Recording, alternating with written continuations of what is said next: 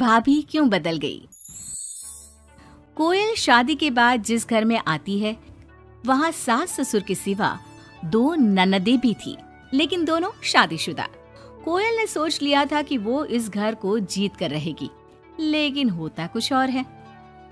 यार ये कोयल कैसी लगी तुझे? ठीक ही है, बस माँ एडजस्ट कर ले इसके साथ। हम दोनों तो वैसे ही शादीशुदा हैं। चलना कल घर चलते हैं, देखते हैं क्या करती है वो सारा दिन घर पर। ठीक है दीदी, मैं कल आ जाऊंगी। दोनों ननदें मायके आती है, जहाँ पिता बाहर बैठकर पेपर पढ़ रहे थे, माँ अंदर सब्जी काट रही थी और कोयल वो तो कहीं नहीं थी। क्या पापा बाहर क्यों बैठे हैं? बहू ने निकाल दिया क्या? चलिए अंदर देखिए, कैसी लू सी चल रही है। चलिए तो। अरे नहीं नहीं, अंदर लाइट नहीं आ रही है, रोशनी भी कम है और हवा भी नहीं है। मैं तो कहता हूँ तुम दोनों भी जाकर चेयर यहीं लगा लो। क्या माँ, तुम क्यों काम कर रही हो? कहाँ है वो राजकुमारी? अरे सुबह से ही कोयल लगी है, मैंने अभी भेजा है जबरदस्ती कि जाओ जाकर लेट लो। पता नहीं क्यों इतना काम करती है। जब से आई है वक्त पर खाना पीना, वक्त पर दवाई, सब की जिम्मेदारी ले ली है उसने। वो तो हम भी कर रहे हैं ना माँ, अपने ससुराल में सभी को तो करना पड़ता है। उसमें वो नया क्या कर रही है? पापा के सफेद कपड़े कैसे पहले चमकते थे, अब देखो तो कितने मैले कुचैले लग रहे। कौन धोता है? धोती तो बहू ही है, लेकिन क्या करे बेचारी, मशीन ही खराब पड़ी है। सबके कपड़े हाथ से धोना, उसके भी तो मुलायम छोटे छोटे हाथ हैं। हाँ हाँ, और हम लोगों के हाथों में तो चक्का लगाए ना। अरे बस भी करो माँ। दोनों बहनें माँ बाप को काफी भड़काने की कोशिश करती, लेकिन कोई फायदा नहीं होता। पर कहते हैं ना, बेटी तो बेटी होती है उन लोगों के जाने के बाद। क्या बात है माँ जी, कोई आया था क्या? हाँ, वो तेरी दोनों ननदें आई थी। अरे तुम मुझे उठाया क्यों नहीं माँ? मैं भी मिल लेती ना दोनों दीदियों से। अरे ना बेटा, तभी तो तू सोने गई थी। मैंने उन लोगों को खाना बनाकर खिला दिया, चिंता ना कर। कोयल को सास की बात अच्छी लगती है। वो अंदर जाने लगती है कि सास उसे टोक देती है। बेटा, वो तेरे ससुर जी के कपड़े काफी मैले कुचैले लगते हैं, थोड़ा ठीक से धोया कर। हाँ जी माँ जी। कोयल सास को कुछ नहीं कहती, लेकिन रात में जब पति आता है तो कोयल उससे कहती है, सुनिए, पापा के घर के पहनने वाले कपड़े काफी पुराने हो गए हैं। मैंने कई बार उसे धोया, लेकिन उनमें चमक ही नहीं आती। अगर आप कुछ पैसे देते तो मैं पापा के लिए घर पहनने के लिए नए कपड़े लेकर आऊं। हाँ हाँ कोयल, क्यों नहीं, जरूर। अगले दिन कोयल खाना बनाकर बैठी ही होती है कि छोटी ननद आ जाती है। अरे नमस्ते दीदी, कैसी हैं? आइए बैठिए, मैं आपके लिए नींबू पानी बनाती हूँ। आपको अच्छा लगता है ना? वो माँ कहाँ है? कोयल को अजीब सा लगता है कि ननद ने उसे पूछा तक नहीं, ना ही नमस्ते किया। सामने से माँ आती है। माँ, वो मैं बाजार जा रही थी तो सोचा आपसे मिलती चलूं। अच्छा माँ, जरा नींबू पानी बना देना, बहुत मन कर रहा है। हाँ हाँ तू बैठ, मैं बना कर लाती हूँ। कोयल को लगता है कि बेटी है, माँ के हाथ का स्वाद मिस करती होगी। इसमें बुरा मानने वाली कोई बात नहीं है। दीदी, मैं भी बाजार जा रही हूँ, आपके साथ ही चलती हूँ। ननद भाभी दोनों मार्केट जाती है, जहाँ कोयल ससुर जी के लिए कपड़े लेती है। क्या जरूरत है भाभी, पापा को उनकी पसंद के कपड़े ले देती ना, उन्हें ही यहाँ पर लाकर। पर दीदी, पापा तो लुंगी ही पहनते हैं और एक ही डिजाइन की, तो इसमें पसंद नापसंद की क्या बात है? आपसे क्या बोलना।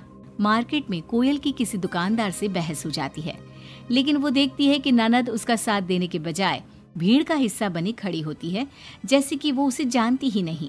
कोयल घर आती है। अरे बेटा, क्या जरूरत थी नए कपड़ों की? पापा, मैंने ना आपके कपड़े धोने की काफी कोशिश की, लेकिन वो पुराने हो गए थे ना, इसलिए ऐसे मैले से लग रहे थे। सास भी समझ जाती है कि कोयल ने कपड़े धोने में मेहनत तो की ही होगी। एक रोज फिर दोनों ननदें आती है। कोयल अब दोनों ननदों को मनाने के लिए कोई ना कोई तरकीब निकालती है।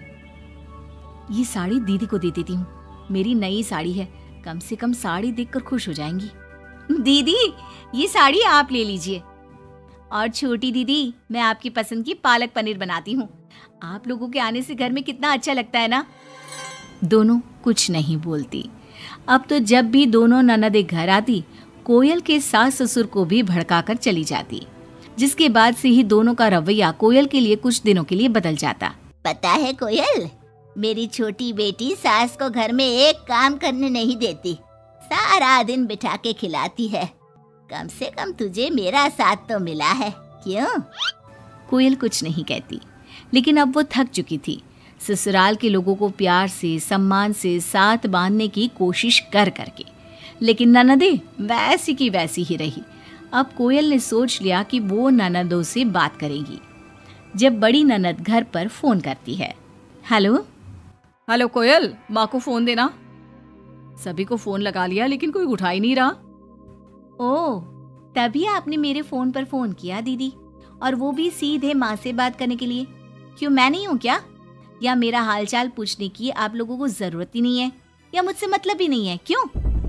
अरे नहीं नहीं, ऐसा नहीं है, वो वक्त ही नहीं मिलता ना घर के कामों को लेकर। दूसरी ननद से भी कोयल बात करती है, लेकिन वो भी वक्त और काम थकान का रोना रोने लगती है। कोयल को लगता है कि शायद उसकी ननदों से बात करके उससे सब सॉल्व कर लिया, लेकिन ऐसा होता नहीं है। ननदों का व्यवहार वैसा का वैसा ही रहता है, जिसके बाद कोयल भी कुछ ठान लेती है। एक रोज छोटी ननद घर आती है। कोयल भी उसे नमस्ते करके कमरे में चली जाती है। ना ही उसकी पसंद का खाना पूछती है और ना ही चाय। बड़ी ननद को भी कोयल फोन करना छोड़ देती है, और ना ही उन लोगों के स्टेटस चेक करती है, ना ही उन लोगों के आने पर हालचाल पूछती है। दोनों ननदों को कोयल का बदला रूप अच्छा तो नहीं लगता। क्या बात है कोयल भाभी, आपको हमारा यहाँ घर आना अच्छा नहीं लगता क्या? लेकिन हम भी क्या करें, मायका है, माँ बाप है, तो आएंगे तो सही ना। वो काम है थोड़ा, मैं अपने कमरे में जा रही हूँ। जो भाभी ननदों के आगे पीछे लगी रहती थी, उन लोगों के खाने पीने से लेकर हर बात का ख्याल रखती थी, उसका बदला रूप दोनों ननदों को अखरने लगता है। क्या बात है कोयल, अब हम लोगों से बात भी ज्यादा नहीं करती, ना ही फोन करती है। वैसे तो आप लोग भी मुझे कभी नहीं पूछती थी ना, आती तो सीधा माँ के कमरे में। फोन में मुझे तब करती जब घर में किसी का फोन ना लगता हो, और करती भी तो सीधे माँ से बात करा दो। मेरे हाथ का ना खाना खाती, ना सीधे मुंह बात करती।